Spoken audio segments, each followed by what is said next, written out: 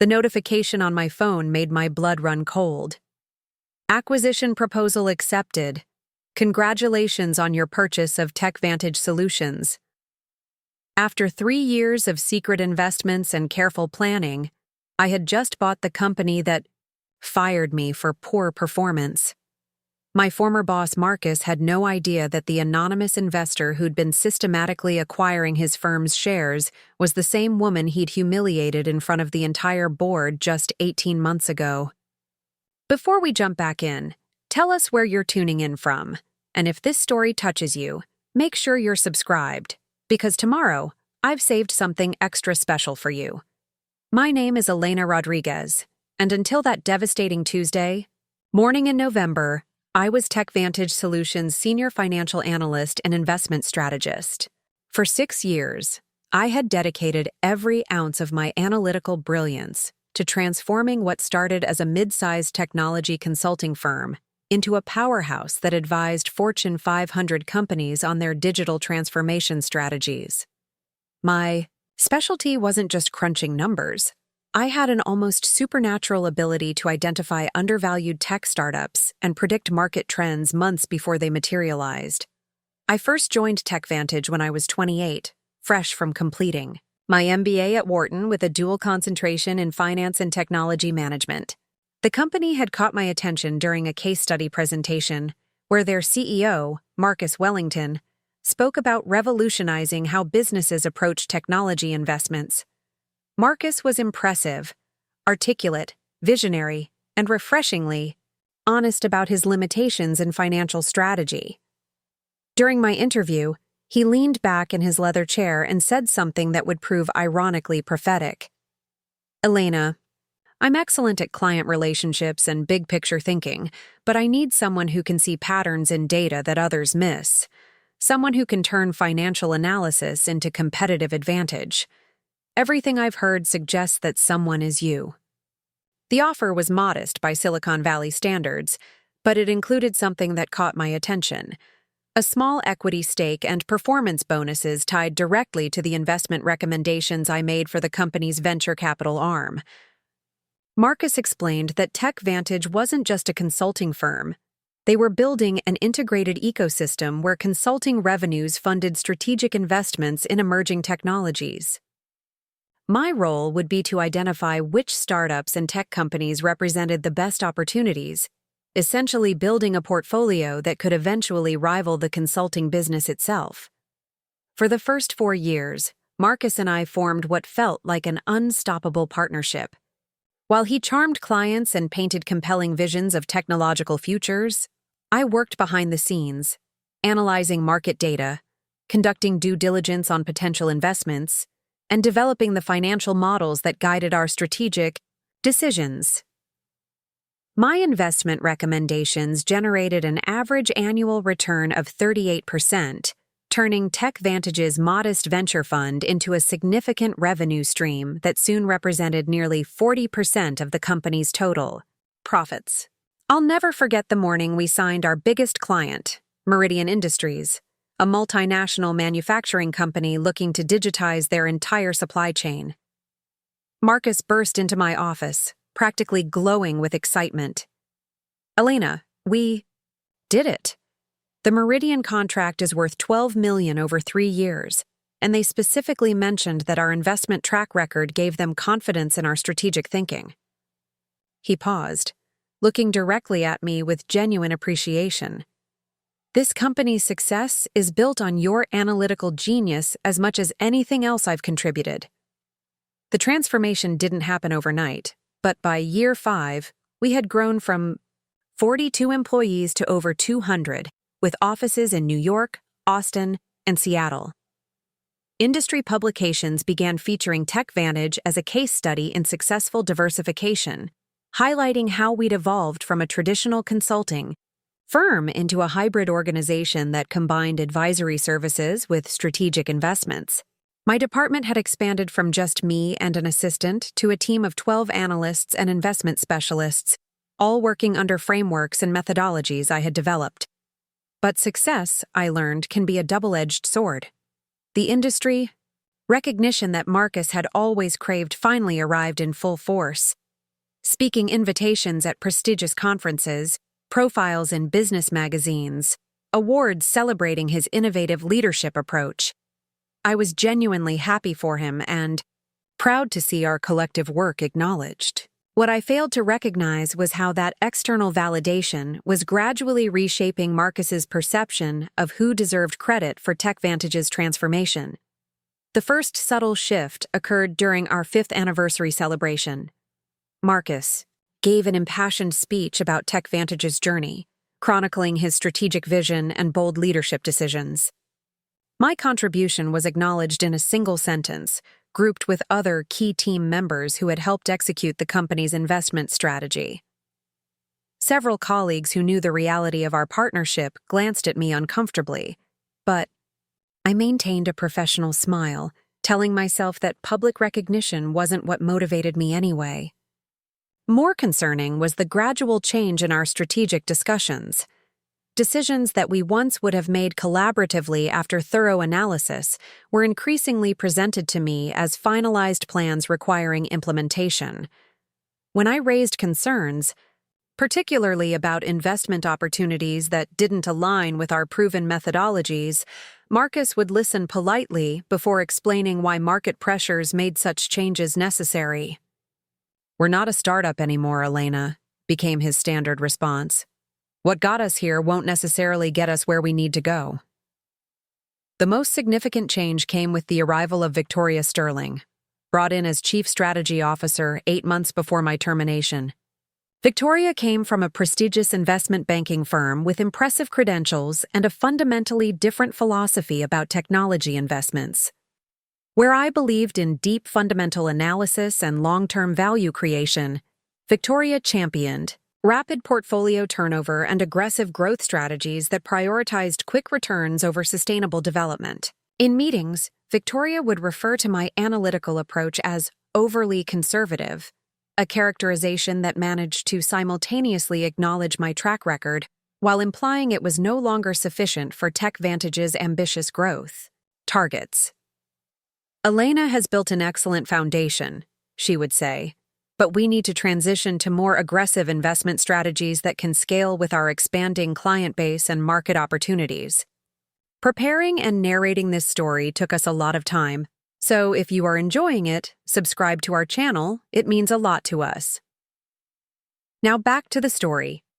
Marcus, who had once defended my methodologies as the core of our competitive advantage, now nodded along with Victoria's assessments.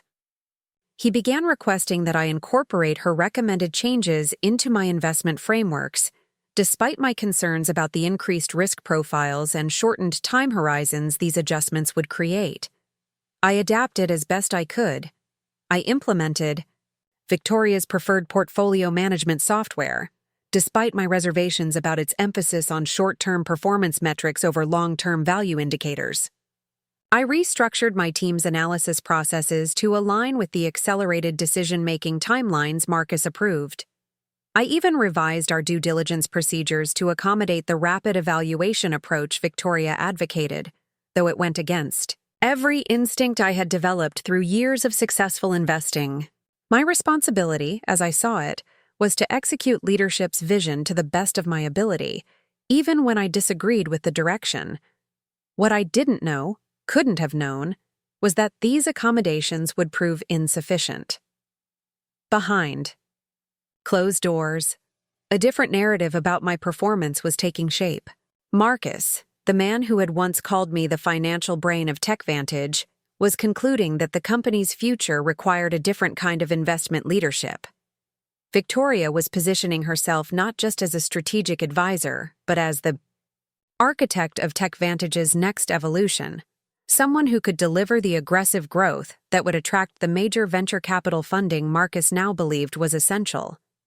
She had begun subtly undermining my approach in executive meetings, characterizing my conservative methodology as a limitation rather than a strength, and suggesting that my resistance to change was holding back the company's potential. The signs were there for anyone willing to see them. The gradual exclusion from high-level strategy meetings, the requests for detailed documentation of all my investment processes and analytical frameworks, the increasing frequency of Victoria's suggestions about portfolio adjustments that seemed designed more to establish her authority than to improve our returns. Most telling was Marcus's growing distance. Our casual check-ins replaced by formal meetings, our collaborative brainstorming sessions replaced by presentations where I reported on predetermined objectives. So when Marcus appeared in my office, that Tuesday morning, manila folder in hand and an expression I'd never seen before, I should have been prepared. The signs had been accumulating for months, creating a pattern that my analytical mind should have recognized immediately. But 6 years of loyalty and shared success had clouded my judgment, left me vulnerable to the shock that was about to upend my professional life and set in motion a chain of events that neither Marcus nor I could have anticipated. Elena, we need to discuss your performance review and some concerns that have been raised about your investment strategy, he said, closing my office door with unusual formality. His voice carried a forced professionalism that immediately set off alarm bells. After more than half a decade of reading his moods and mannerisms, I knew something fundamental was wrong. I wasn't aware there were performance concerns, I replied carefully, my mind racing through recent investment results that had consistently exceeded benchmarks. Our portfolio is up 26% year to date, outperforming the market by significant margins. Marcus nodded absently, not meeting my eyes. The board and I have been evaluating our investment strategy as we prepare for our next growth phase, he said, tapping the folder nervously. We've determined that TechVantage needs a different approach to portfolio management moving forward, something more aligned with current market dynamics and investor expectations. The words hung in the air for a moment before their meaning crystallized. This wasn't a performance review.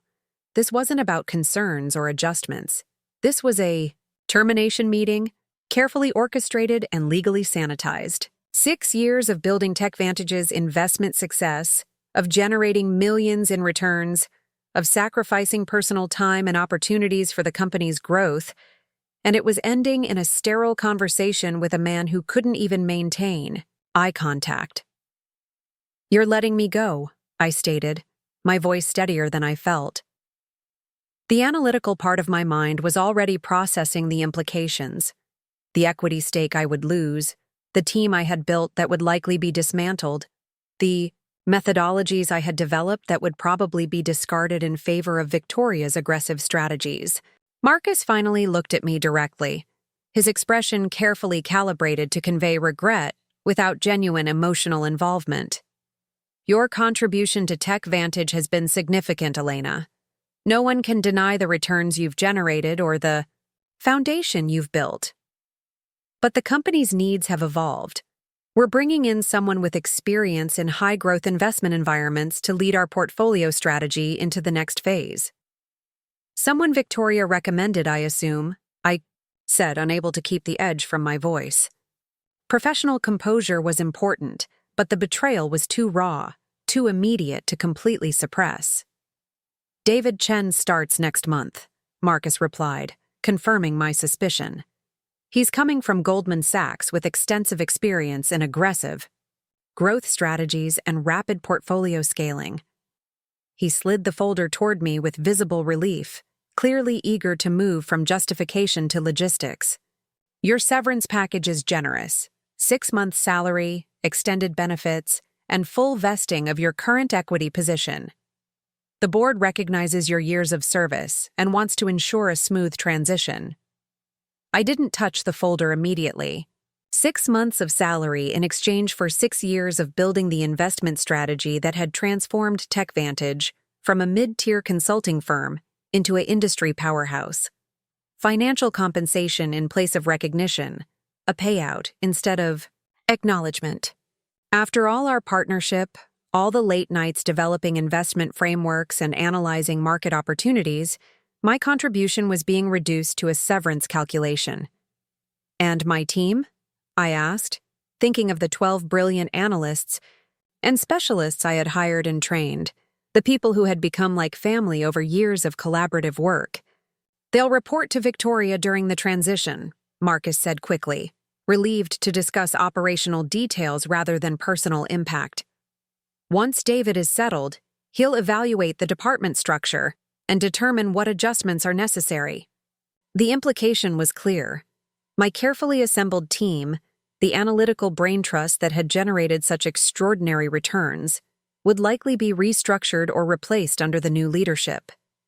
The thought of brilliant minds like Sarah Kim, my senior analyst who had developed our proprietary risk assessment model, or James Wright, whose market trend predictions had been uncannily accurate, being displaced or marginalized, hurt even more than my own termination. As I finally reached for the folder and began reviewing the separation agreement, my phone buzzed with a text message. It was from my personal financial advisor, confirming a transaction that would soon prove prophetic.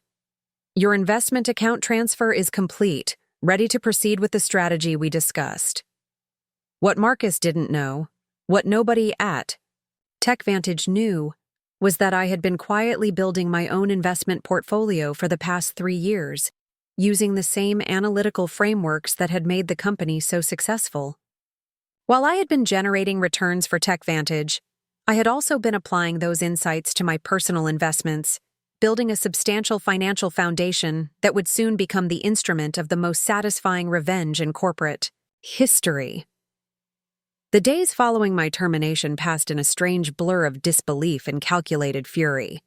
For the first time in 6 years, I experienced mornings without urgent market analysis deadlines, afternoons without client investment reviews, and evenings without strategic planning sessions. The sudden absence of professional demands created a vacuum that I filled with something far more dangerous than grief: methodical planning. My downtown apartment had never felt so quiet, yet my mind had never been more active. The floor-to-ceiling windows that overlooked the financial district provided a perfect view of TechVantage's headquarters, a constant reminder of what had been taken from me and what I intended to reclaim. I had transformed my dining room into a command center with multiple monitors displaying real-time market data, financial news feeds, and most importantly, detailed information about TechVantage's corporate structure, share distribution, and recent financial performance. The separation agreement lay open on my desk, its terms both generous and insulting. 6-month salary and full vesting of my equity position, approximately $200,000 in TechVantage stock that I was contractually required to either sell back to the company within 90 days or hold as a passive investment. What Marcus and the board didn't realize was that this equity, combined with my personal investment portfolio, would become the foundation for something they could never have anticipated. Over the weekend, I received a call from Jennifer Park, my former senior analyst and the person I had mentored most closely during my time at TechVantage. Her voice carried a mixture of disbelief and barely contained anger as she updated me on the immediate aftermath of my departure. "Elena, what happened is absolutely unconscionable," she began without preamble. "The entire investment team is in shock. Marcus called an emergency meeting Friday afternoon to announce your departure, claiming you had decided to pursue other opportunities after helping establish TechVantage's investment foundation." The carefully constructed narrative was exactly what I had expected. A fiction designed to serve the company's reputation rather than acknowledge the reality of my dismissal. Marcus had always been skilled at controlling perception, reframing inconvenient truths into palatable storylines. "How is the team handling the transition?" I asked, genuinely concerned about the people who had trusted my leadership and built their careers around the methodologies we had developed together. "That's the thing," Jennifer continued, her frustration evident. "There isn't really a transition plan. Victoria has been sitting in on our meetings, asking detailed questions about our analytical frameworks and risk assessment models, but she doesn't seem to understand the underlying principles.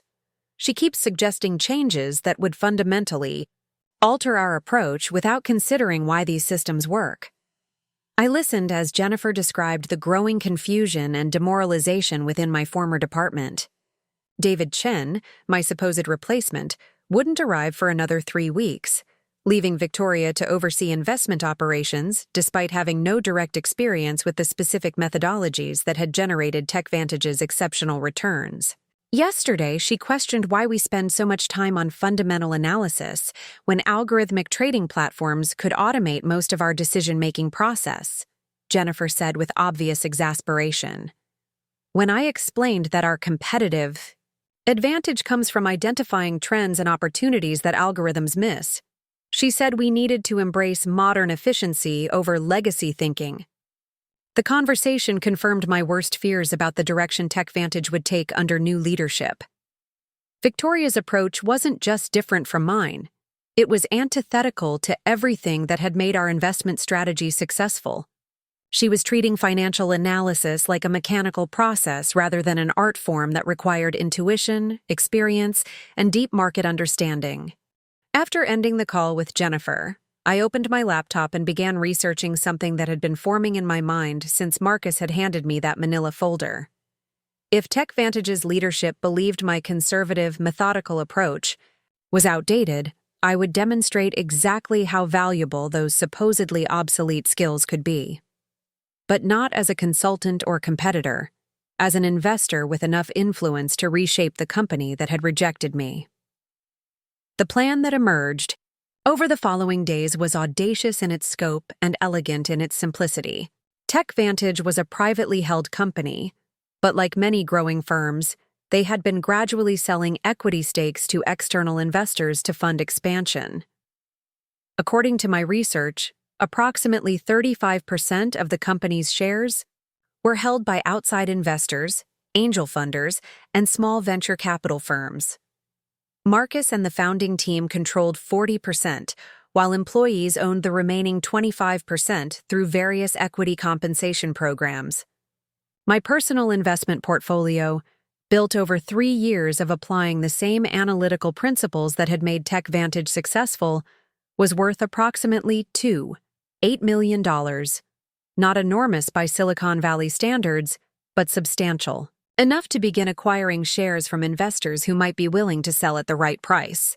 The beauty of the plan was its invisibility. I could purchase shares through shell companies and investment vehicles, building a significant position without anyone at TechVantage realizing what was happening. On Monday morning, exactly 1 week after my termination, I made my first move. I contacted Harrison & Associates, a boutique investment firm that specialized in discrete equity acquisitions, and established 3 separate investment entities: Meridian Capital Holdings, Phoenix Investment Partners, and Sterling Asset Management. The names were chosen carefully, generic enough to avoid attention, but sophisticated enough to appear legitimate to anyone who might investigate. My strategy was methodical and patient, qualities that Marcus had apparently decided were no longer valuable. Rather than trying to acquire large blocks of shares quickly, which would drive up prices and attract attention, I planned to purchase smaller positions over an extended period, gradually accumulating influence while TechVantage's leadership remained focused on their aggressive growth initiatives. The first acquisition came within 2 weeks. Harrison & Associates identified a small venture capital firm that had invested in TechVantage during an earlier funding round and was looking to liquidate part of their portfolio to pursue new opportunities.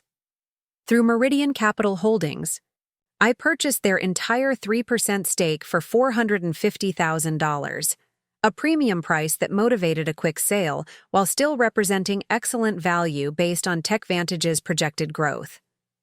As I waited for the transaction to close, I continued monitoring TechVantage's performance through public filings, industry reports, and casual conversations with former colleagues who remained unaware of my emerging strategy.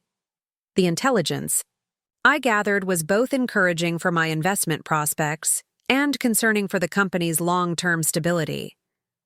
David Chen had arrived with great fanfare, immediately implementing changes that prioritized rapid portfolio turnover and aggressive risk-taking over the measured analytical approach that had historically generated such strong returns. Within his first month, He had liquidated several long-term positions that I had identified as undervalued growth opportunities, reinvesting the proceeds in high-risk technology startups that offered the potential for dramatic short-term gains. Jennifer provided regular updates on the evolving situation within the investment department. "David's approach is completely different from yours," she explained during one of our weekly coffee meetings. "He's focused on finding companies that could triple in value within 18 months, whereas you always emphasized sustainable growth over longer time horizons.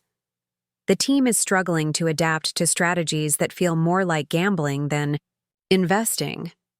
More concerning was the impact on company culture. The methodical, collaborative approach that had characterized our investment process was being replaced by a high-pressure environment where analysts were expected to identify opportunities quickly and commit significant capital based on limited due diligence. Several of my former team members had begun updating their resumes, frustrated by the new direction and concerned about their professional reputations. "The worst part," Jennifer continued, "is that Marcus seems completely convinced that these changes are necessary for the company's evolution." When I raised concerns about the increased risk exposure in our portfolio, he said that conservative strategies might have worked when TechVantage was smaller, but scaling required embracing calculated risk-taking and dynamic market positioning. The corporate jargon was pure Marcus, impressive-sounding phrases that disguised a fundamental misunderstanding of what had made TechVantage successful. He had convinced himself that my termination was a strategic necessity rather than a devastating mistake, which made my developing plan even more satisfying. My second major acquisition opportunity arose 6 weeks after the first. An angel investor who had been one of TechVantage's earliest supporters was facing personal financial difficulties and needed to liquidate assets quickly. Through Sterling Asset Management, I purchased his 5% stake for $700,000, bringing my total ownership to 8% while maintaining complete anonymity. The transactions were structured through Harrison & Associates, with multiple layers of legal protection, ensuring that my identity remained hidden behind legitimate but opaque corporate entities. To anyone investigating the ownership changes, it would appear that new institutional investors were acquiring stakes in TechVantage, exactly the kind of outside validation that Marcus would interpret as confirmation of the company's growing market appeal. During this same period, I began implementing the second phase of my strategy, demonstrating the continued value of my analytical approach through my personal investment portfolio. Using the same methodologies that TechVantage was abandoning, I identified several emerging technology companies that showed exceptional long-term potential despite being overlooked by the aggressive growth strategies currently popular in the FA market. My most significant investment was in Quantum Dynamics, a small artificial intelligence startup developing revolutionary machine learning algorithms for financial analysis. While other investors focused on flashier companies with immediate revenue streams, my fundamental analysis revealed that Quantum Dynamics possessed intellectual property and technological capabilities that would become extremely valuable as AI applications matured. I invested $400,000 in Quantum Dynamics when they were valued at just $12 million. The investment required the same patient, detailed analysis that had characterized my work at TechVantage, extensive due diligence on their technology, careful evaluation of their market positioning, and thorough assessment of their management team's execution capabilities. Within 4 months, Quantum Dynamics had secured major contracts with 2 Fortune 500 companies and was being courted by larger technology firms interested in acquisition. The company's valuation increased to over $60 million, generating a return of more than 400% on my investment. More importantly, the success validated my analytical methodology at precisely the moment when TechVantage was struggling with David Chen's aggressive strategies. The contrast couldn't have been more dramatic. While I was generating exceptional returns using the conservative, methodical approach that Marcus had rejected, TechVantage's investment portfolio was experiencing its first quarterly loss in over 3 years. David's rapid portfolio turnover and high-risk investments had resulted in several significant losses that offset whatever gains his strategies had produced. Industry publications began noting TechVantage's changing investment performance, with Financial Technology Weekly publishing an analysis that questioned whether the company's strategic pivot toward aggressive growth investing was sustainable, given their recent results. The article didn't mention my departure specifically, but industry insiders understood the connection between the leadership change and the performance decline. My third major acquisition came through an unexpected opportunity. Phoenix Investment Partners was approached by a consortium of smaller investors who had collectively purchased shares during TechVantage's expansion phase and were now looking to consolidate their holdings for administrative simplicity. I acquired their combined 7% stake for $2 million, bringing my total ownership to 15%. A significant enough position to have real influence while still remaining below the disclosure thresholds that would reveal my identity. The irony was exquisite. While Marcus celebrated bringing in sophisticated institutional investors who recognized TechVantage's potential, those investors were actually me, the woman he had terminated for supposedly outdated thinking.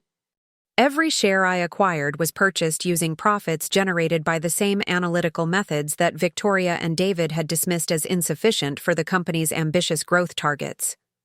By month 6 after my termination, my position was becoming substantial enough to begin the next phase of my plan. 15% ownership provided meaningful influence, but real control would require more aggressive accumulation. I began identifying additional shareholders who might be persuaded to sell, particularly employee stockholders who were becoming increasingly concerned about the company's new direction. The opportunity came when Marcus announced a new equity compensation program designed to attract top talent to replace the analysts and investment specialists who had left following David's arrival. The program required existing employee shareholders to contribute a portion of their current holdings to a pool that would be redistributed to new hires, essentially diluting their ownership to fund recruitment incentives. Several long-term employees who had built their holdings over years of dedicated service were frustrated by this arrangement, feeling that their loyalty was being penalized to accommodate Marcus's hiring strategy. Through discreet channels, I began approaching these employees with offers to purchase their shares at premium prices, providing them with immediate cash value rather than diluted future potential. The acquisitions accelerated rapidly. Within 2 months, I had purchased an additional 12% from employee shareholders who were eager to cash out before their holdings were further diluted. My total position had grown to 27%, making me TechVantage's largest individual shareholder outside of Marcus himself, who held approximately 22%. The beautiful irony was that Marcus remained completely unaware of who was accumulating this massive position in his company. The sophisticated legal structures that Harrison and Associates had created ensured that my identity remained protected behind multiple layers of legitimate but opaque entities. To him, it appeared that TechVantage was attracting exactly the kind of institutional investment that validated his strategic vision. During a chance encounter at an industry conference, Marcus actually approached me with what he clearly considered magnanimous professional courtesy. "Elena, I hope there are no hard feelings about your departure," he said with the confident smile of someone who believed he held all the advantages. "I've heard you're doing well with independent investing. TechVantage continues to grow under our new leadership, and I think the changes we made were ultimately beneficial for everyone involved." I smiled politely, maintaining the professional demeanor that had always characterized our interactions. "I'm glad to hear the company is thriving, Marcus. Change can certainly create new opportunities for everyone." What I didn't mention was that I now owned more of his company than he did, and that those new opportunities would soon include the chance for him to experience exactly how it felt to have his professional future determined by someone else's strategic vision. The encounter reinforced my determination to complete the acquisition. Marcus's casual dismissal of our shared history, his assumption that my departure had been ultimately beneficial, and his obvious satisfaction with decisions that had devastated my career and disrupted the lives of talented people who had trusted our leadership. It all crystallized into a resolve that went beyond mere financial revenge.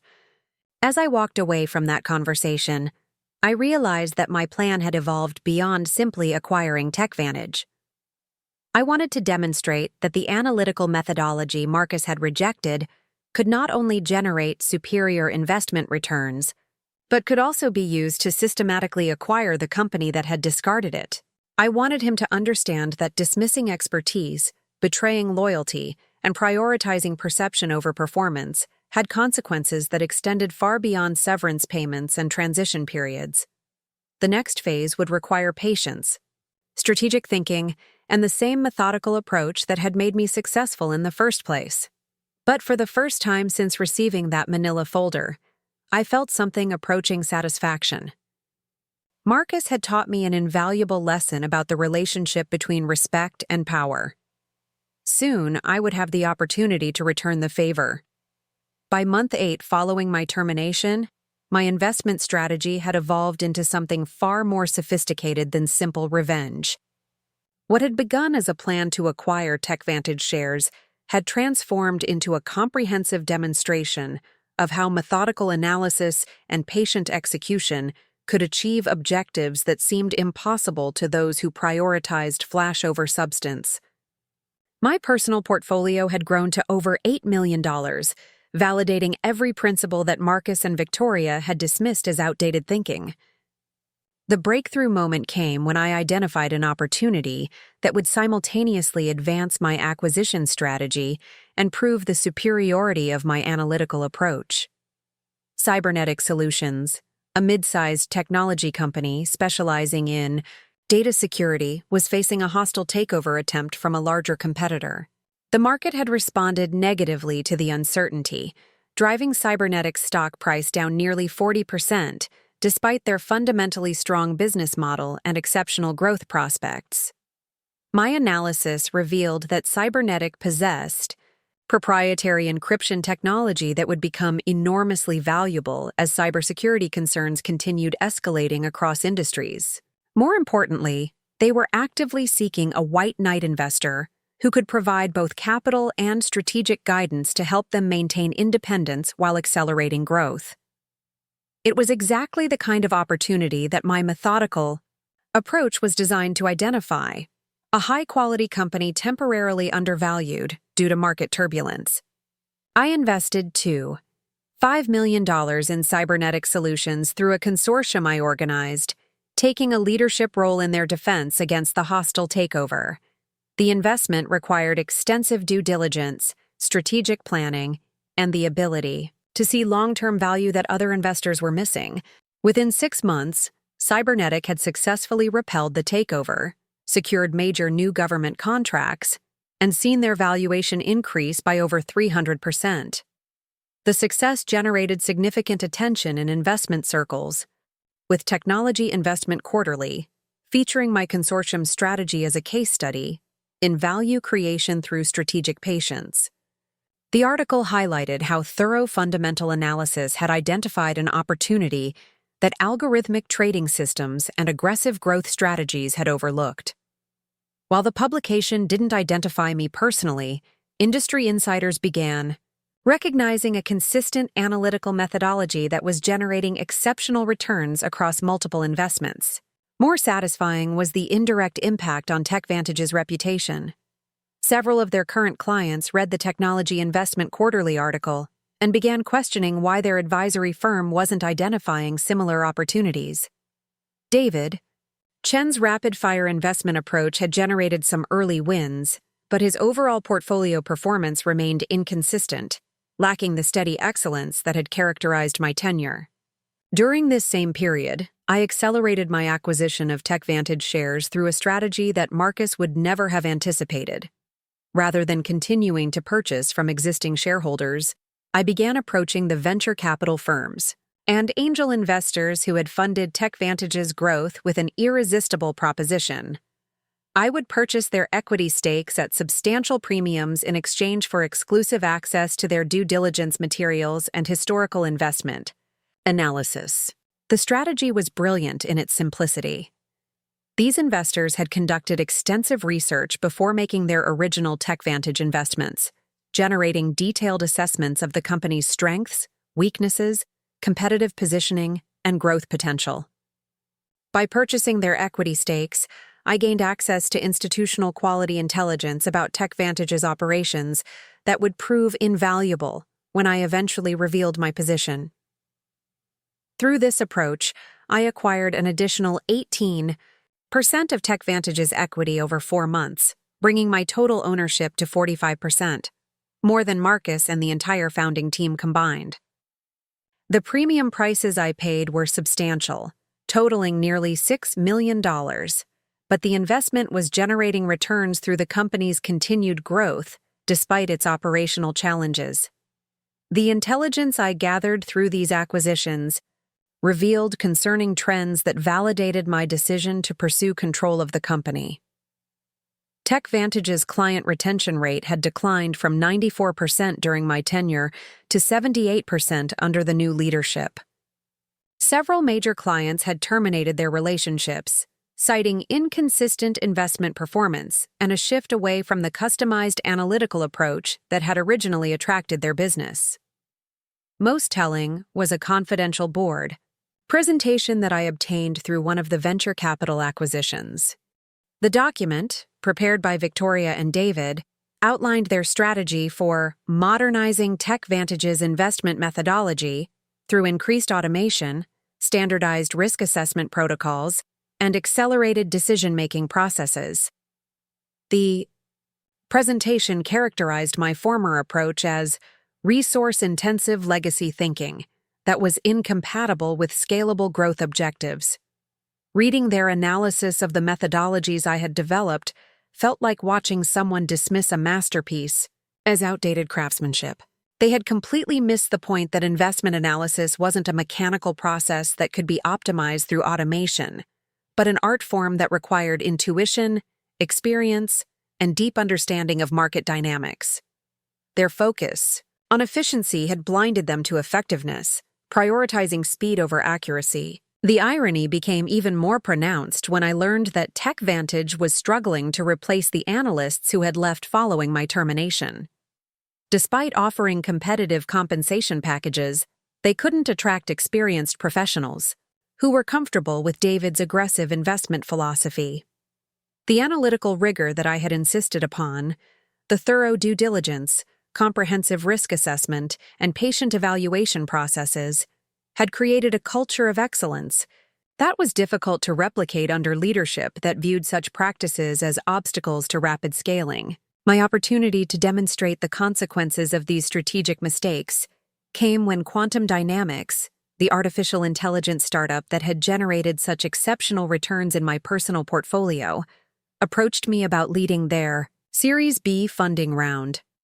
The company's valuation had continued growing, reaching $180 million based on their expanding contracts and technological breakthroughs.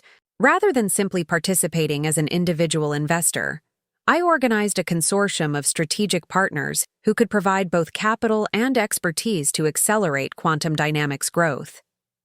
The funding round totaled $45 million, with my consortium taking a leadership role that included board representation and strategic advisory services. The success positioned me as a recognized leader in technology investing, with Financial Innovation magazine featuring me on their cover as the analytical investor redefining technology funding. The article detailed my investment philosophy, emphasizing the importance of fundamental analysis, patient capital deployment, and long-term value creation over short-term speculation. While it didn't specifically mention TechVantage, industry, readers understood the implicit critique of aggressive investment strategies that prioritized rapid returns over sustainable growth. Marcus's response to the article was both predictable and revealing. Through mutual contacts, I learned that he had dismissed my success as lucky timing in a favorable market environment and insisted that TechVantage's investment approach was more sophisticated and scalable than my limited portfolio of individual picks. His need to diminish my achievements reflected an uncomfortable recognition that his decision to terminate me might have been strategically misguided. More importantly, the article's publication created an opportunity to advance my TechVantage acquisition to its final phase. Several institutional investors who had been considering investments in technology consulting firms reached out to discuss potential partnerships. Among them was Meridian Asset Management, a private equity firm that specialized in acquiring controlling interests in growing service companies. My conversation with Patricia Chang, Meridian's managing partner, led to a strategic revelation that would transform my individual acquisition into a sophisticated buyout opportunity. Patricia explained that her firm was specifically interested in companies like TechVantage that combined consulting revenues with investment income, but they needed operational partners who understood both aspects of the business model. "What we're looking for," Patricia explained during our lunch meeting at the Metropolitan Club, "is someone who can help us identify acquisition targets and then lead their operational improvement once we gain control. Your track record in both investment analysis and business strategy makes you exactly the kind of partner we'd want to work with." The conversation sparked an idea that was audacious even by my standards.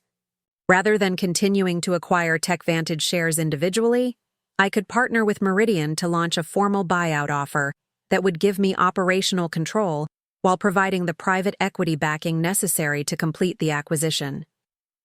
Patricia's firm had over $200 million in available capital and a reputation for supporting strong operational leaders who could drive growth in their portfolio companies. I spent 2 weeks developing a comprehensive acquisition proposal that demonstrated how TechVantage could be transformed under proper leadership. The document outlined specific strategies for rebuilding the investment department, restoring client relationships, and implementing the analytical methodologies that had generated such exceptional returns. More importantly, it included detailed financial projections showing how returning to proven investment principles could increase TechVantage's profitability by over 60% within 18 months. Patricia's response exceeded my expectations. "This is exactly the kind of strategic vision we look for in acquisition targets," she said after reviewing my proposal. "You understand the business intimately, you have a proven track record of generating results, and you've identified specific opportunities for operational improvement. Meridian would be very interested in partnering with you to acquire TechVantage." The formal partnership agreement we negotiated gave me operational control as CEO, while Meridian provided the financial resources necessary to complete the buyout. My existing 45% stake would be contributed to the acquisition entity, with Meridian funding the purchase of the remaining 55% at a valuation of $85 million, a substantial premium that would be difficult for shareholders to refuse. The beauty of the structure was that it transformed my personal revenge strategy into a legitimate private equity transaction that would benefit all stakeholders while giving me the platform to demonstrate the value of the analytical approach that Marcus had rejected. I would regain control of the investment methodologies I had developed, restore the collaborative culture that had made TechVantage successful, and prove that patient, thoughtful leadership could generate superior results compared to the aggressive strategies currently being pursued. As we finalized the acquisition proposal, I reflected on how far my journey had evolved since that devastating morning when Marcus had handed me the manila folder. What had begun as shocked disbelief had transformed into methodical planning, then patient execution, and finally strategic partnership with institutional capital. Each phase had built upon the analytical skills and investment expertise that Marcus had deemed insufficient for TechVantage's future. The most satisfying aspect wasn't the financial success, or even the prospect of regaining control of the company I had helped build. It was the recognition that every principle Marcus had rejected, methodical analysis, patient capital deployment, collaborative decision-making, long-term value creation, had proved essential to achieving an objective that his aggressive strategies could never have accomplished. My personal investment portfolio had grown from $8 million to over $12 million through the same conservative, analytical approach that Victoria had characterized as outdated thinking.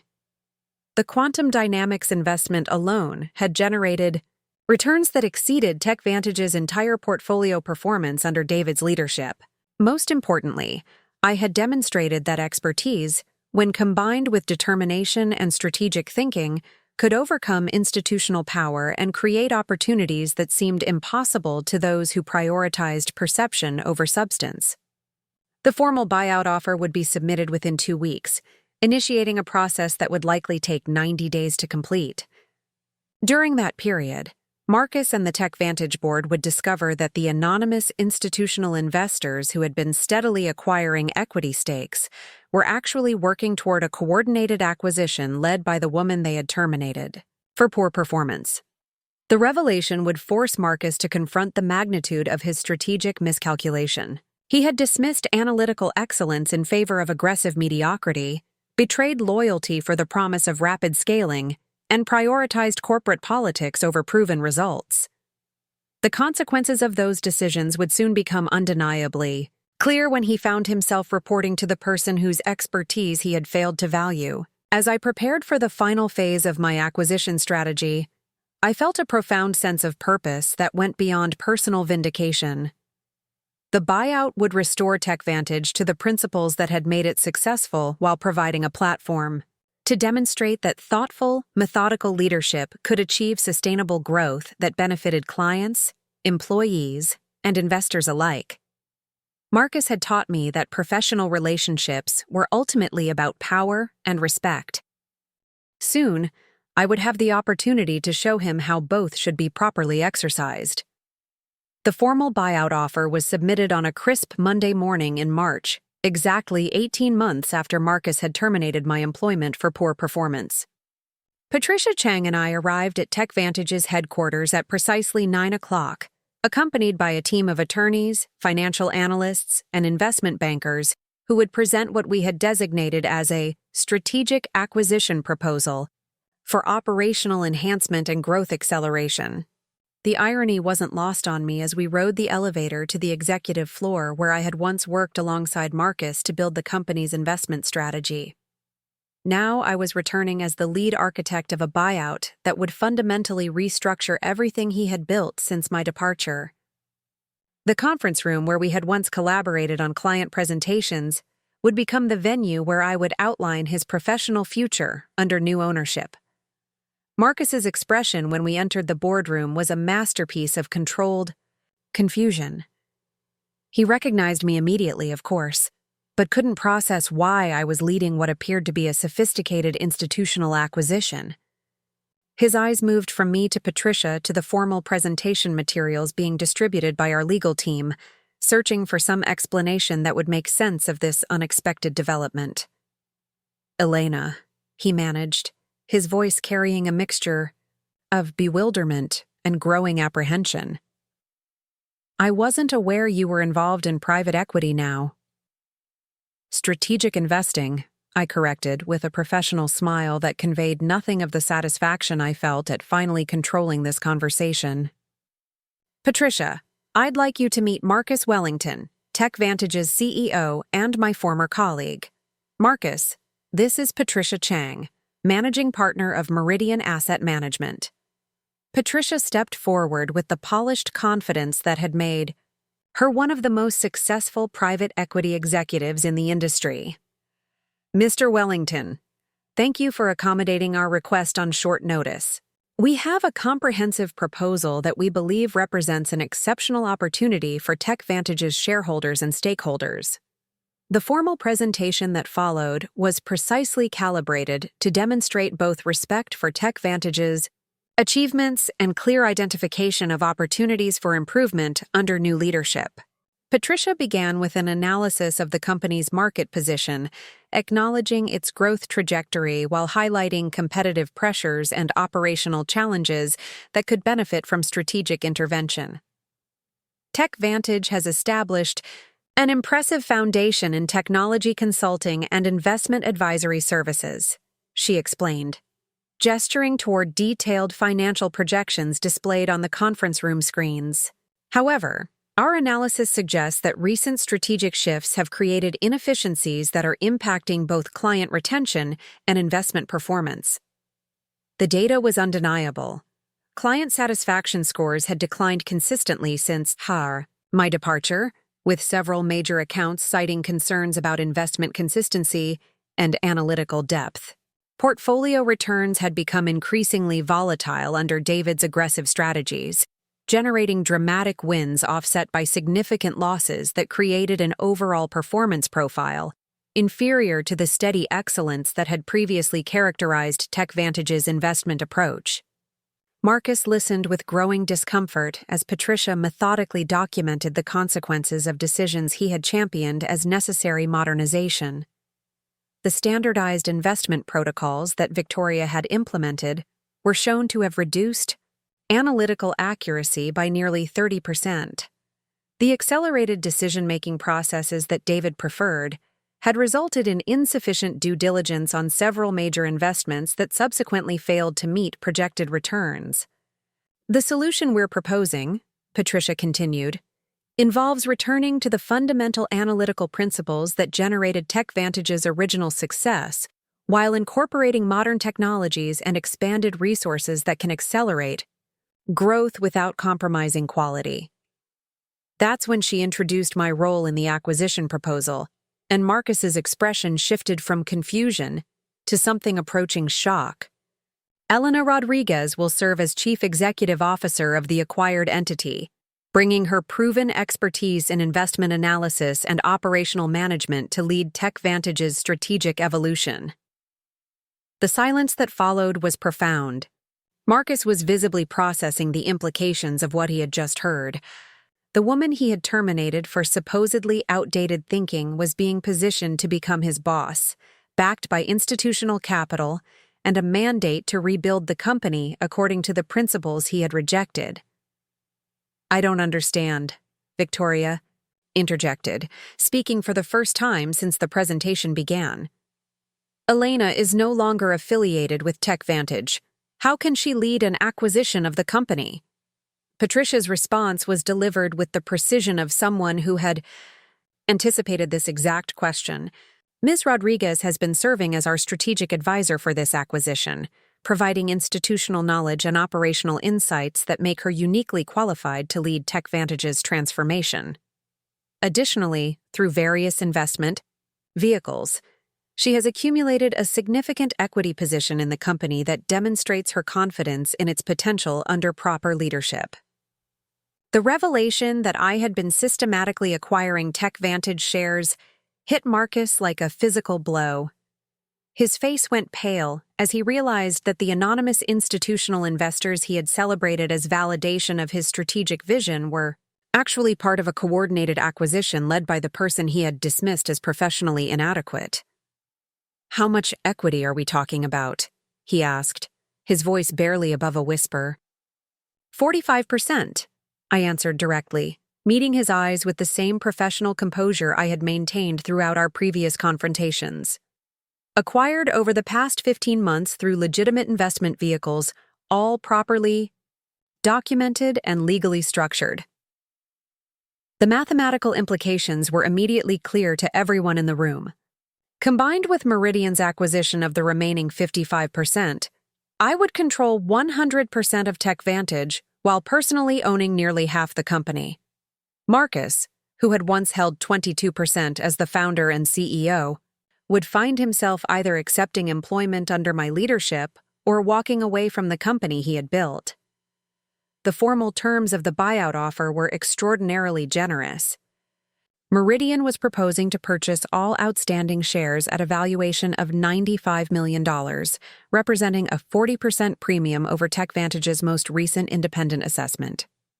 Shareholders, including Marcus and the employee, equity holders, would receive immediate cash payments well above market value for their stakes. More importantly, the proposal included retention packages for key employees who wanted to remain with the company under new leadership. I had specifically requested that these packages prioritize the analytical talent that Marcus had failed to value, offering enhanced compensation and professional development opportunities designed to rebuild the investment department's excellence. The transition timeline we're proposing is 90 days, Patricia explained, with Ms. Rodriguez assuming operational control immediately upon closing while maintaining continuity for client relationships and ongoing projects. Marcus finally found his voice, though it carried none of the confident authority I remembered from our previous interactions. "Elena, can we speak privately for a moment?" I glanced at Patricia, who nodded her agreement, and followed Marcus to a smaller conference room adjacent to the main boardroom. The moment the door closed, his professional composure cracked entirely. "What the hell is this, Elena?" he demanded, his voice rising with a mixture of anger and desperation. "Some kind of elaborate revenge scheme? You can't seriously think you're qualified to run this company." The accusation was so perfectly illustrative of his fundamental misunderstanding that I almost smiled. Even faced with overwhelming evidence of my strategic thinking, financial resources, and institutional support, Marcus still couldn't accept that his assessment of my capabilities had been catastrophically wrong. "This isn't revenge, Marcus," I replied calmly. "This is a legitimate business acquisition based on rigorous analysis of TechVantage's potential under improved leadership. Every aspect of this transaction reflects the same methodical approach you dismissed as outdated thinking. But you can't just buy a company because you're angry about being fired," he continued, still trying to frame my actions as emotional rather than strategic. "This is vindictive and unprofessional." His words revealed everything about why he had failed as a leader after my departure. Marcus genuinely believed that systematic planning, patient capital accumulation, and strategic partnership development were expressions of personal vendetta rather than professional excellence. He couldn't distinguish between emotional reaction and analytical execution because he had never understood the difference. "The acquisition is happening because TechVantage is underperforming its potential under current leadership," I explained, maintaining the patient tone I had always used when helping him understand complex analytical concepts. "Client retention is declining, investment returns are inconsistent, and employee satisfaction has deteriorated significantly. These are operational problems that require operational solutions." Marcus stared at me for a long moment, finally beginning to grasp that this wasn't an impulsive response to personal grievance, but a carefully orchestrated business strategy that had been developing for over a year. The scope of planning required to accumulate 45% equity while building the institutional relationships necessary for a buyout was beyond anything he had ever attempted. "What happens to me?" he asked finally, his voice carrying a vulnerability I had never heard before. The question provided an opportunity to demonstrate the difference between leadership motivated by ego and leadership focused on results. Rather than dismissing him as he had dismissed me, I outlined a proposal that would allow him to contribute meaningfully to TechVantage's revival while acknowledging the reality of our changed relationship. "You'll have the opportunity to remain with the company as Director of Client Relations," I explained. "Your skills in business development and client communication remain valuable, and there's a significant role for those capabilities in our growth strategy. The compensation package would be competitive, and you'd be working with a rebuilt investment team that can deliver the analytical excellence your clients deserve." The offer was both generous and precisely calibrated to Marcus's actual strengths, while removing him from strategic decisions he had proven incapable of making effectively. He would continue working with the clients he understood well, but under leadership that prioritized operational excellence over corporate politics. "And if I choose not to accept that position," he asked, "then you'll receive the full cash value of your equity stake and whatever severance package is appropriate for someone with your tenure," I replied. "There's no obligation to remain with the company if you prefer to pursue other opportunities." The choice I was offering Marcus was identical to the one he had given me 18 months earlier, except that mine came with genuine respect for his contributions and recognition of his value in areas where he could genuinely excel. The contrast highlighted everything that had been wrong with his leadership approach and everything that would be different under mine. When we returned to the main conference room, Marcus appeared visibly shaken but professionally composed. Patricia completed the presentation by outlining the timeline for shareholder approval, regulatory clearances, and operational transition. The entire process had been designed to minimize disruption while maximizing opportunities for improvement. Under new leadership, the shareholders' meeting to vote on the acquisition proposal was scheduled for the following month, though the outcome was essentially predetermined given my 45% stake and Meridian's commitment to purchasing the remainder. Marcus and the founding team could either accept the generous buyout terms or watch their equity value decline as I exercised controlling influence over company strategy. Over the following weeks, as news of the proposed acquisition spread through industry channels, the response was overwhelmingly positive. Technology Investment Quarterly published an analysis praising the transaction as exactly the kind of strategic realignment that struggling consulting firms need to remain competitive. The article highlighted my track record in investment, analysis, and operational management as ideal qualifications for leading TechVantage's revival. More satisfying was the response from former colleagues who had left TechVantage following my termination. Jennifer Park called within hours of the announcement, her voice filled with excitement about the possibility of returning to work under leadership that valued analytical excellence. "Elena, this is incredible," she said. "Everyone who left has been hoping someone would recognize what was happening to the company and do something about it. The fact that you've positioned yourself to actually fix the problems is just amazing." Similar calls came from other members of my former investment team, along with several clients who expressed interest in reestablishing their relationships with TechVantage under new leadership. The response validated my belief that the company's recent struggles reflected leadership failures rather than fundamental business problems. The formal shareholder vote was conducted on a Tuesday morning in May, exactly 19 months after my termination.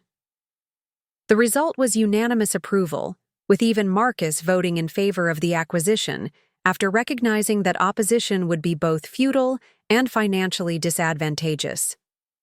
My first day as CEO of TechVantage felt like a homecoming rather than a conquest. I arrived early, before most employees had begun their workday, and spent quiet moments in the office that had once been mine, reflecting on the journey that had brought me back with the authority to implement the vision that Marcus had rejected.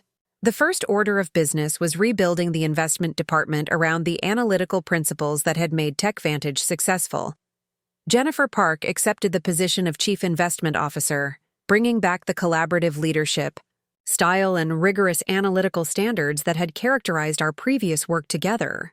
Within 2 months, we had rehired 5 former team members and recruited 3 additional analysts whose expertise complemented our existing capabilities. The transformation was immediate and dramatic. Client satisfaction scores began improving within the first quarter as TechVantage returned to the customized analytical approach that had originally attracted their business. Investment returns stabilized and then began exceeding previous benchmarks as we applied proven methodologies to new market opportunities. Most importantly, the company culture evolved from the high-pressure, politically charged environment that had developed under Marcus's later leadership to the collaborative, excellence-focused atmosphere that had characterized our best years.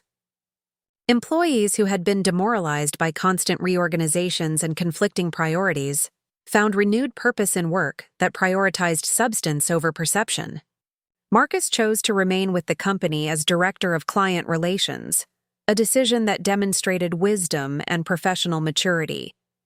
His skills in relationship building and business development proved valuable in rebuilding partnerships that had been strained by recent operational inconsistencies. Working within a structure that leveraged his strengths while providing analytical support for strategic decisions, he began contributing more effectively than he had during his final years as CEO. 6 months after the acquisition, TechVantage was featured on the cover of Business Strategy Review as a case study in operational excellence through strategic leadership. The article detailed how returning to fundamental analytical principles had restored client confidence and generated investment returns that exceeded industry benchmarks by significant margins. The personal satisfaction of professional vindication was profound, but the more meaningful achievement was creating an organization that demonstrated how respect for expertise, commitment to collaborative decision-making, and focus on long-term value creation could generate sustainable success that benefited everyone involved. Today, 3 years after my termination and 2 years after regaining control of TechVantage, the company has become the premier technology investment advisory firm in our region. Our analytical methodologies are studied in business schools as examples of how patient, thorough evaluation can generate superior returns compared to aggressive speculation. Most importantly, we've created an organizational culture where talent is recognized, expertise is valued, and professional growth is supported through collaborative leadership. The lesson I learned through this experience extends far beyond personal revenge or financial success.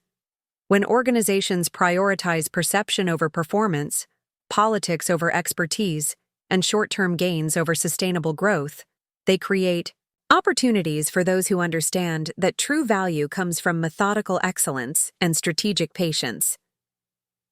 Marcus taught me that professional relationships are ultimately about respect and influence.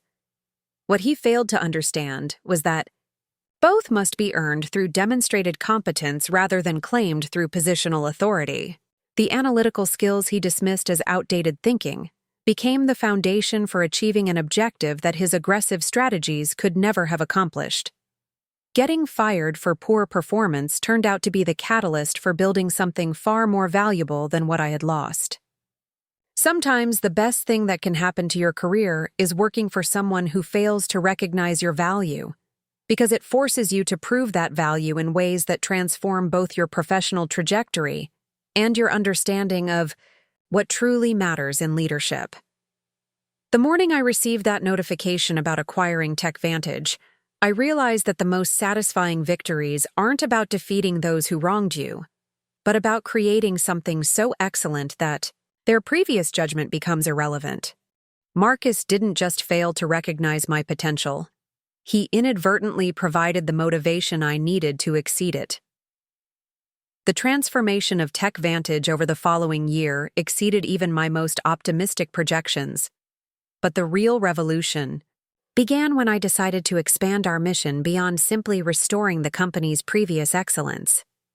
Having proven that methodical analysis and collaborative leadership could generate superior results, I set out to demonstrate how these principles could be scaled to create industry-wide change that would benefit not just our organization, but the entire technology investment ecosystem.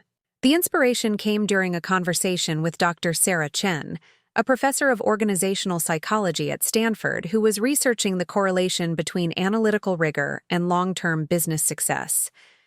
She had reached out after reading about TechVantage's transformation, interested in studying our methodologies as part of a broader investigation into why some companies sustained excellence, while others experienced cyclical performance fluctuations. "What fascinates me about your approach," Dr. Chen explained during our lunch meeting at the faculty club, "is how you've systematically addressed the human factors that typically undermine analytical decision-making. Most organizations understand the importance of data-driven strategies, but they struggle to create cultures that actually support rigorous analysis over time." Her observation sparked a realization that would define the next phase of my professional evolution. TechVantage's success wasn't just about implementing superior investment methodologies. It was about creating an organizational environment where analytical excellence could flourish, despite the pressures that typically push companies toward short-term thinking and politically motivated decisions. This insight led to the development of what we called the Excellence Acceleration Initiative, a comprehensive program designed to share our analytical frameworks and cultural best practices with other organizations facing similar challenges. Rather than keeping our competitive advantages proprietary, We would create a consulting division that helped companies develop their own capabilities in systematic analysis, collaborative decision-making, and sustainable performance management. The decision to share our methodologies might have seemed counterintuitive from a traditional competitive perspective, but my experience had taught me that true security comes from continuous innovation rather than protective secrecy. By helping other organizations improve their analytical capabilities, we would create a more sophisticated market environment that rewarded excellence and reduced the incentives for the aggressive speculation that had nearly destroyed TechVantage under Marcus's later leadership. Our first client for the Excellence Acceleration Initiative was Pinnacle Manufacturing, a family-owned industrial company whose third-generation leadership was struggling to modernize their decision-making processes without losing the collaborative culture that had sustained them for 60 years. Their CEO, David Morales, had heard about our transformation through industry networks and was curious whether our approach could be adapted to manufacturing environments. We've always prided ourselves on making thoughtful, long-term decisions, David explained during our initial consultation. But the pace of technological change is forcing us to move faster than our traditional processes allow. We need to find ways to maintain our analytical depth while becoming more responsive to market opportunities. The challenge was exactly the kind of complex organizational problem that our methodologies were designed to address. Over 6 months, we worked with Pinnacle's leadership team to develop analytical frameworks that preserved their commitment to thorough evaluation, while creating structured approaches for accelerated decision-making when circumstances required rapid response. The transformation was remarkable. Pinnacle's new product development cycle improved by 40% while maintaining their historically high-quality standards. Their strategic planning process became more dynamic without sacrificing the long-term thinking that had sustained them through multiple economic cycles.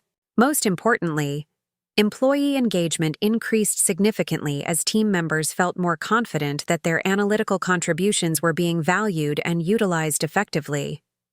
The success with Pinnacle led to requests from 6 additional companies, within 4 months, each facing variations of the same fundamental challenge: how to maintain analytical excellence in environments that increasingly rewarded speed over accuracy.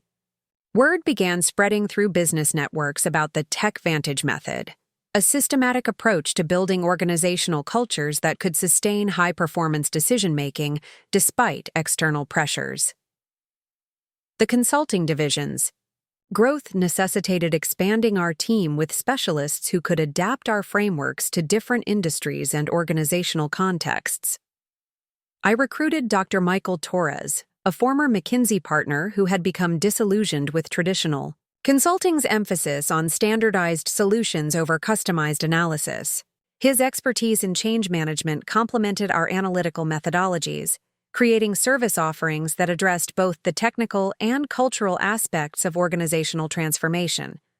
What you've built here is fundamentally different from anything I encountered in traditional consulting, Michael observed after his first month with TechVantage.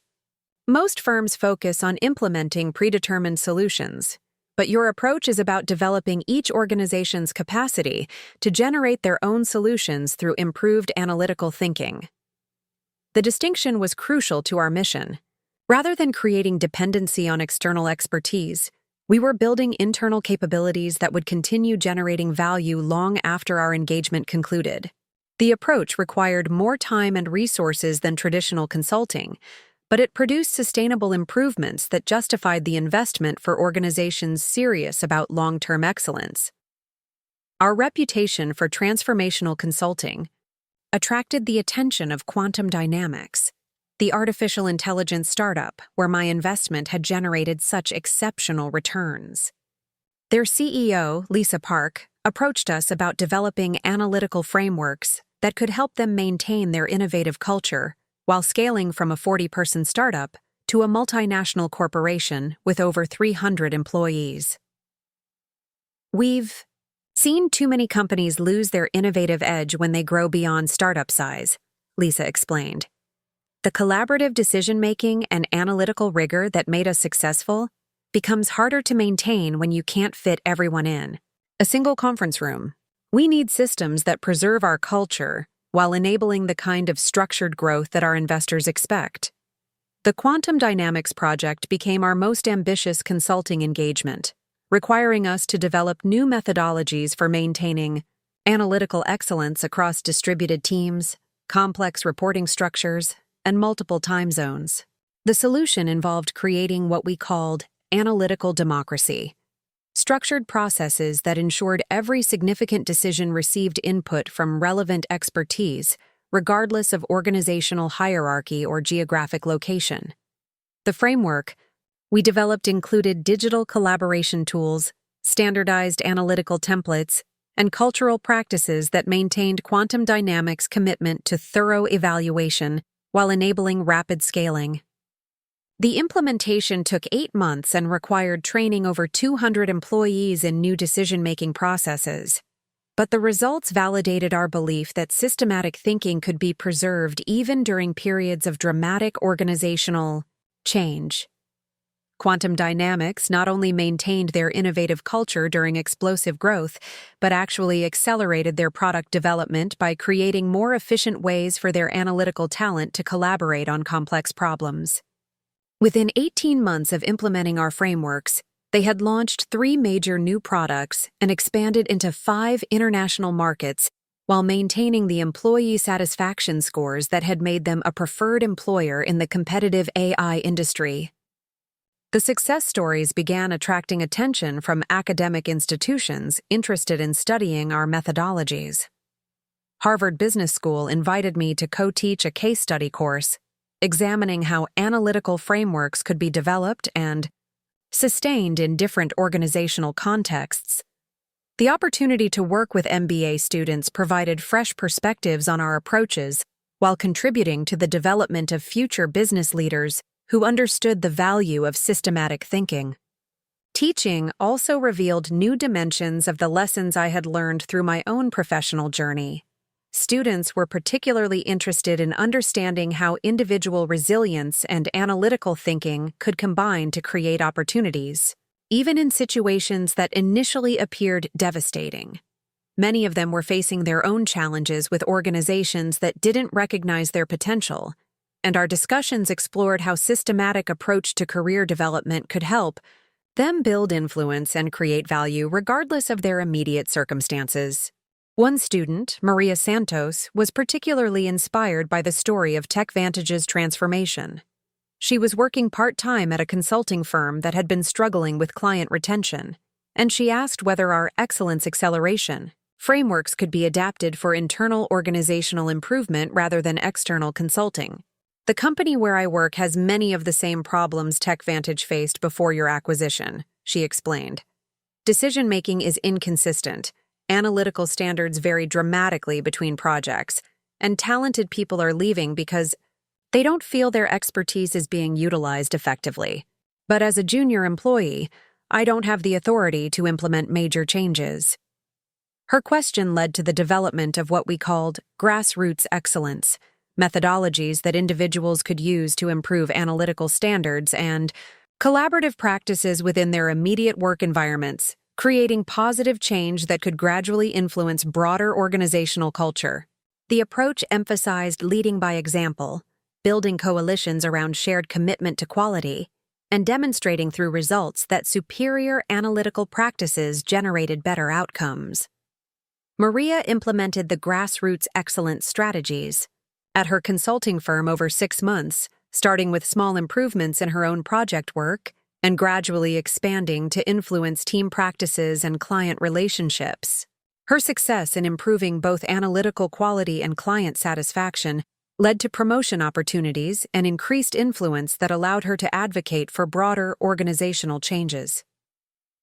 The most powerful insight from your approach, Maria, reported during a follow-up conversation, is understanding that you don't need positional authority to demonstrate professional excellence.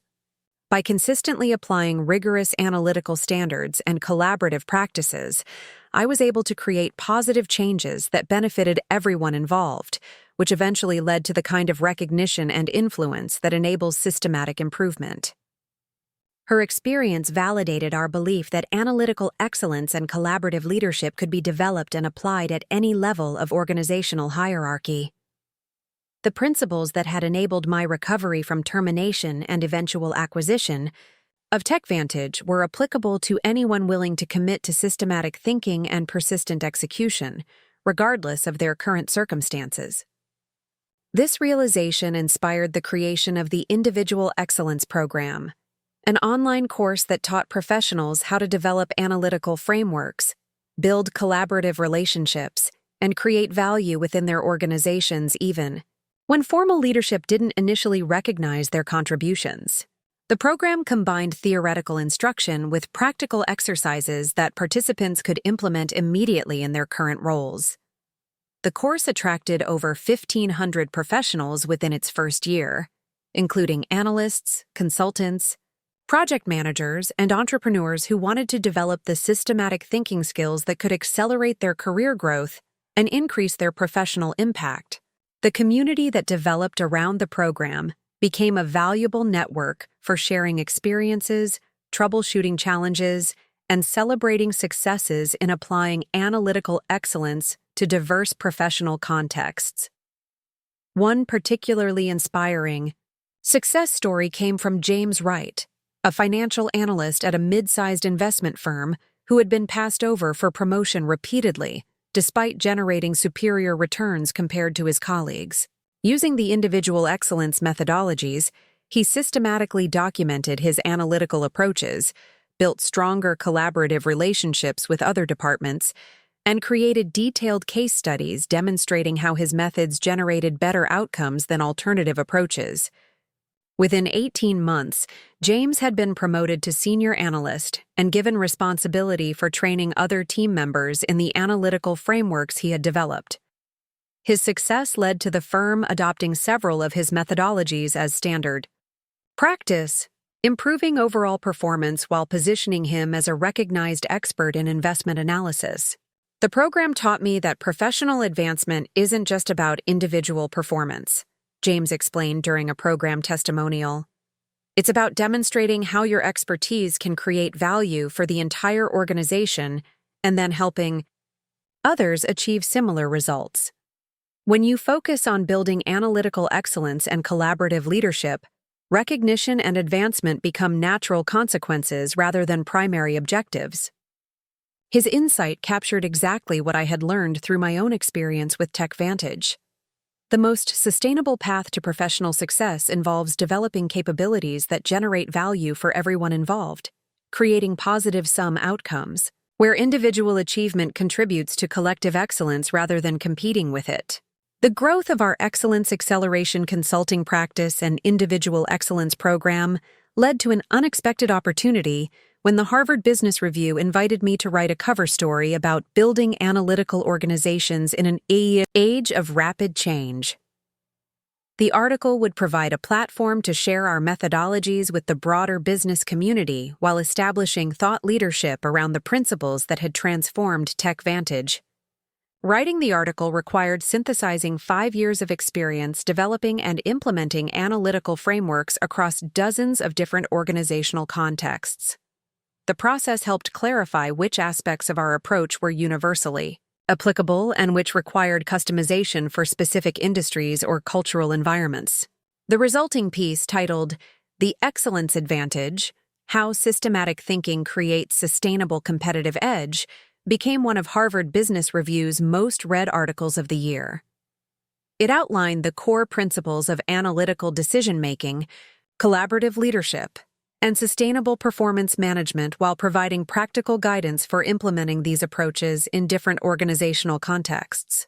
The article's success led to speaking invitations at major business conferences, additional consulting opportunities, and recognition as one of Fortune's 40 Under 40 leaders who were shaping the future of business strategy. More importantly, it provided a platform to advocate for business practices that prioritized long-term value creation over short-term optimization, collaborative decision-making over hierarchical authority, and analytical rigor over intuitive speculation. The recognition was professionally gratifying, But the more meaningful achievement was creating a movement around analytical excellence that was influencing how organizations approach decision-making, talent development, and performance management. Companies that implemented our frameworks were reporting sustained improvements in both operational results and employee engagement, demonstrating that systematic thinking and collaborative leadership could generate positive outcomes for all stakeholders. Today, 7 years after my termination from TechVantage and 5 years after regaining control through the acquisition, I lead an organization that has become synonymous with analytical excellence and sustainable business practices. We've helped over 100 companies improve their decision-making capabilities, trained thousands of professionals in systematic thinking methodologies, and demonstrated that patient, thoughtful leadership can generate superior results compared to aggressive optimization strategies. The journey from devastating termination to industry thought leadership taught me that professional setbacks often contain the seeds of greater opportunities for those willing to approach challenges with systematic thinking and persistent execution. Marcus's decision to fire me for poor performance inadvertently provided the motivation and freedom necessary to develop capabilities that exceeded anything I could have achieved within the constraints of conventional employment. The most important lesson isn't about revenge or vindication, but about understanding that individual excellence, when combined with commitment to collaborative value creation, can transform not just personal circumstances, but entire organizational ecosystems. The analytical frameworks that Marcus dismissed as outdated thinking became the foundation for building something far more valuable than what I had lost. A business philosophy and practice that continues generating positive impact. For everyone willing to embrace systematic excellence over expedient shortcuts. The unexpected call came on a Thursday evening as I was reviewing proposals for our newest consulting engagement. The caller ID showed a number I didn't recognize, but the voice on the other end was unmistakably familiar. Dr. Amanda Foster, the former dean of business at Northwestern University, who had served on TechVantage's advisory board during my original tenure with the company. "Elena, I hope you'll forgive the intrusion," she began, her tone carrying an excitement I had rarely heard in our previous professional interactions. "I'm calling because I have a proposition that I believe aligns perfectly with the work you've been doing in organizational transformation and analytical excellence." Dr. Foster explained that she had recently been appointed as the founding director of the Global Institute for Strategic Leadership, a new international organization funded by a consortium of philanthropic foundations with a mission to address the growing crisis in organizational decision-making across both private and public sectors. The institute was seeking a chief executive officer who could develop and implement programs that would influence how leaders approached complex challenges in an increasingly interconnected world. The position would involve creating educational initiatives, research programs, and policy frameworks that could help organizations worldwide develop the kind of systematic thinking and collaborative leadership that you've pioneered at TechVantage, she explained. The scope would be enormous, working with government agencies, multinational corporations, nonprofit organizations, and academic institutions to create a new paradigm for how complex decisions are made and implemented. The opportunity was both exhilarating and daunting. Leading the Global Institute would mean expanding the analytical frameworks we had developed beyond business consulting into areas like public policy, international development, and social change initiatives. It would require building partnerships with organizations whose cultures and objectives were fundamentally different from the technology companies where we had proven our methodologies. More importantly, it would provide a platform to address systemic problems that extended far beyond individual organizational performance. The same short-term thinking, political decision-making, and resistance to analytical rigor that had nearly destroyed TechVantage were endemic across institutions worldwide, contributing to everything from economic instability to environmental degradation to social inequality. The founding board specifically requested that I approach you, Dr. Foster continued, because your work demonstrates that analytical excellence and collaborative leadership can be developed and sustained even In environments that initially resist systematic thinking, they believe your experience makes you uniquely qualified to tackle challenges at a scale that could influence global decision-making practices. The conversation sparked weeks of intense reflection about the direction I wanted my career to take. TechVantage had become enormously successful. Our consulting practice was expanding rapidly, and the Individual Excellence Program was influencing thousands of professionals worldwide. Yet Dr. Foster's proposition offered the possibility of creating change at a scale that could address fundamental problems rather than just helping individual organizations improve their performance. After extensive discussions with my leadership team at TechVantage, I decided to accept the institute position while maintaining my role as chairman of our company. The transition would allow me to pursue global-scale impact while ensuring that TechVantage continued developing under the analytical principles that had made it successful.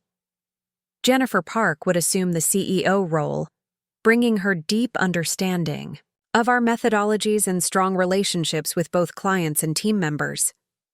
This feels like the natural evolution of everything we've built together, Jennifer observed during our transition planning meeting. You've proven that analytical excellence can transform individual organizations. Now you have the opportunity to demonstrate how it can influence entire systems and institutions. Her perspective helped clarify my thinking about the institute opportunity. Rather than abandoning the work we had done at TechVantage, I would be scaling our approach to address challenges that required systematic coordination across multiple organizations, cultures, and political systems. The same principles that had enabled our business success could potentially contribute to solving problems that affected millions of people worldwide. The Global Institute's initial focus would be developing what we called collaborative governance frameworks, systematic approaches to decision-making that could be adapted for use in government agencies, international organizations, and multi-stakeholder initiatives addressing complex global challenges. The work would require synthesizing insights from organizational psychology, systems theory, public policy, and international relations to create practical tools for improving how institutions approached collaborative problem-solving. Our first major project involved partnering with the United Nations Development Program to create analytical frameworks for evaluating and implementing sustainable development initiatives in emerging economies. The challenge was enormous. How could systematic thinking and collaborative decision-making be applied to projects involving dozens of different organizations, cultures, and political systems, each with their own priorities and constraints? The solution required adapting our business methodologies to accommodate the unique complexities of international development work. We developed what we called multi-stakeholder analytical protocols, structured processes that ensured all relevant perspectives were considered in project planning while maintaining the analytical rigor necessary for effective resource allocation and outcome measurement. The pilot implementation took place in Kenya, where a coalition of government agencies, NGOs, international donors, and local communities were working to develop sustainable agriculture programs in rural regions affected by climate change.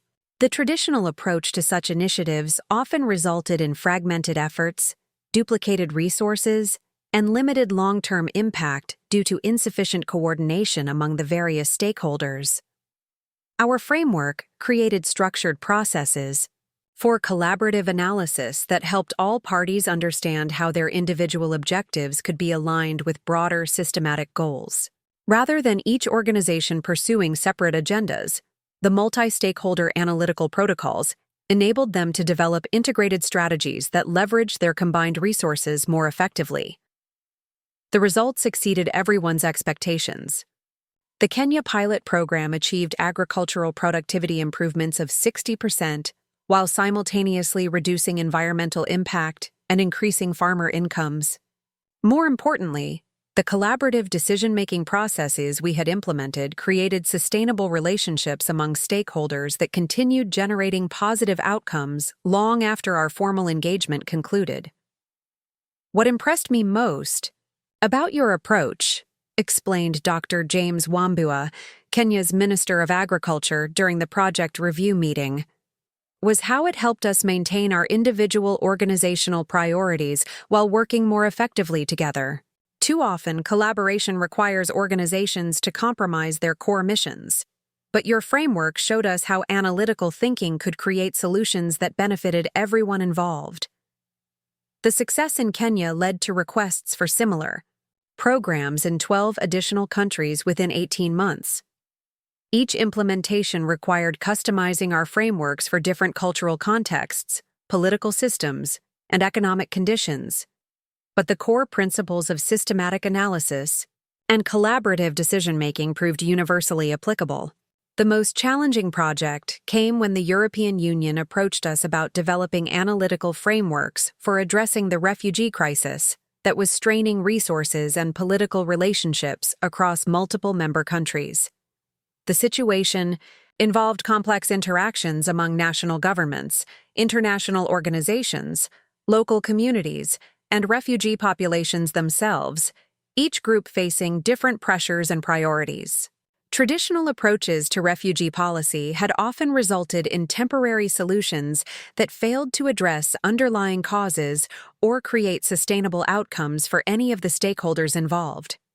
The EU leadership wanted to explore whether systematic, analytical thinking could help develop more effective long-term strategies that balanced humanitarian concerns with practical constraints faced by member countries.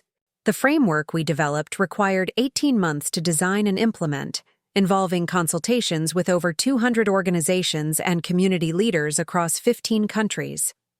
The process was politically sensitive and culturally complex, requiring us to navigate competing interests while maintaining focus on analytical rigor and collaborative problem-solving. The resulting policy recommendations included innovative approaches to refugee integration, resource sharing among member countries, and sustainable development initiatives in regions experiencing population displacement.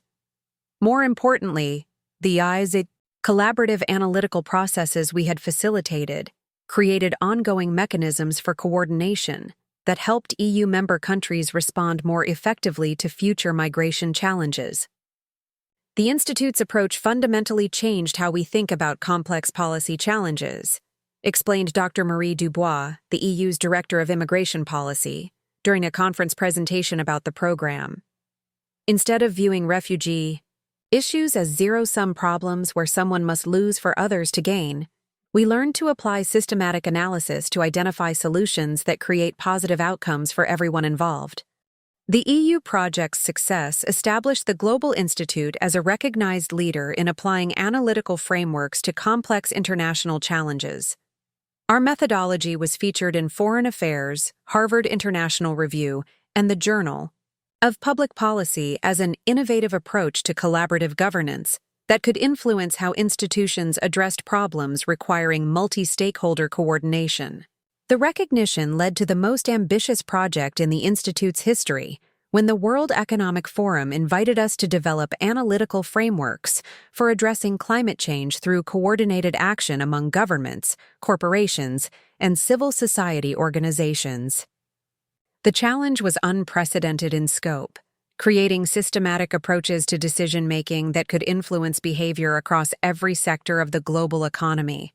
Climate change represented the ultimate test of whether collaborative analytical thinking could address challenges that required unprecedented levels of coordination among organizations with fundamentally different incentives, time horizons, and accountability structures. Traditional approaches had often resulted in symbolic commitments rather than systematic action, due to the difficulty of aligning short-term political and economic pressures with long-term environmental necessities. Our team spent 2 years developing what we called integrated impact analysis, frameworks that helped organizations understand how their individual decisions contributed to collective outcomes, while identifying specific actions that could generate positive results across multiple dimensions simultaneously. The approach required creating new analytical tools that could measure environmental, economic, and social impacts within unified decision-making processes.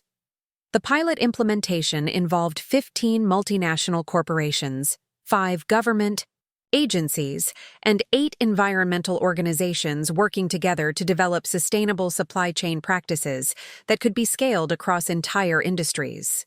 The collaborative analytical processes we facilitated helped participants identify innovative solutions that reduced environmental impact while improving economic performance and social outcomes.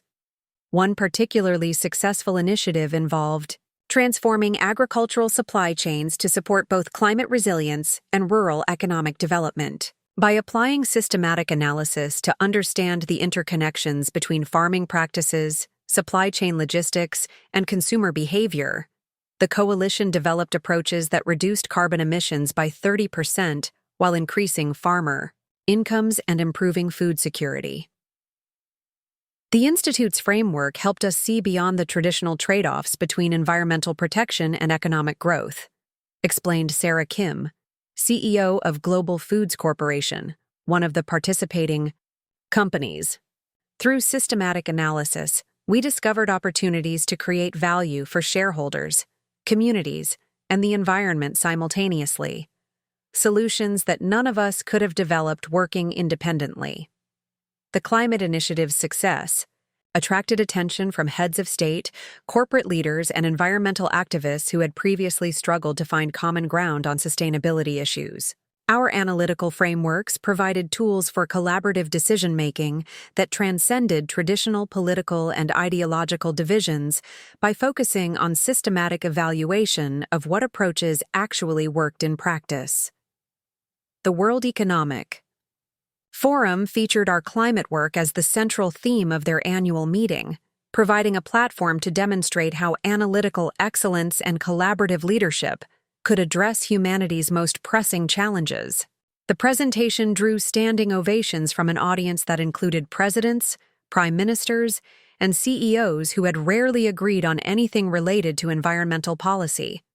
What you've accomplished represents a fundamental breakthrough in how we approach global challenges, noted Dr. Christine Peterson, the forum's executive director, during her closing remarks. You've shown that systematic thinking and collaborative decision-making can create solutions that seemed impossible when organizations pursued separate agendas. The recognition was professionally rewarding, but the more meaningful achievement was witnessing how our analytical frameworks were being adapted and implemented by organizations worldwide. Companies were using our methodologies to develop sustainable business practices. Governments were applying our collaborative governance approaches to complex policy challenges. And nonprofit organizations were adapting our frameworks to improve their effectiveness in addressing social problems. Most importantly, a new generation of leaders was emerging who understood that analytical excellence and collaborative decision-making were essential capabilities for navigating an increasingly complex world. Business schools were incorporating our frameworks into their curricula, government training programs were teaching our methodologies to public servants, and professional development courses worldwide were helping individuals develop systematic thinking skills. The transformation that had begun with my termination from TechVantage for poor performance had evolved into a global movement toward analytical excellence that was influencing how institutions approach their most important decisions. The same principles that had enabled me to rebuild my career and acquire the company that had rejected me were now being applied to challenges that affected millions of people across every continent. Today, 10 years after Marcus handed me that manila folder, and 8 years after I regained control of TechVantage through systematic acquisition, I lead an organization that has influenced decision-making practices in over 50 countries while helping thousands of leaders develop the analytical capabilities necessary for creating sustainable positive change. The journey taught me that individual setbacks, no matter how devastating they initially appear, often contain opportunities for impact that exceed anything possible within conventional career paths. Marcus's decision to fire me for poor performance inadvertently provided the freedom and motivation necessary to develop capabilities that could influence global systems rather than just individual organizations. The most profound lesson isn't about revenge or vindication, but about understanding that analytical excellence and collaborative leadership can create positive change at any scale. from personal career recovery to organizational transformation to global institutional reform. The systematic thinking that Marcus dismissed as inadequate for TechVantage's growth became the foundation for addressing humanity's most complex challenges. When people ask about the key to transforming professional setbacks into extraordinary opportunities, I share the insight that emerged from every phase of this journey. Excellence is never obsolete. Collaboration always creates value, and systematic thinking can solve any problem when applied with sufficient persistence and creativity. The analytical frameworks that one organization rejects may be exactly what the world needs to address its most pressing challenges. Up next, you've got two more standout stories right on your screen. If this one hit the mark, you won't want to pass these up. Just click and check them out, and don't forget to subscribe and turn on the notification bell so you don't miss any upload from us.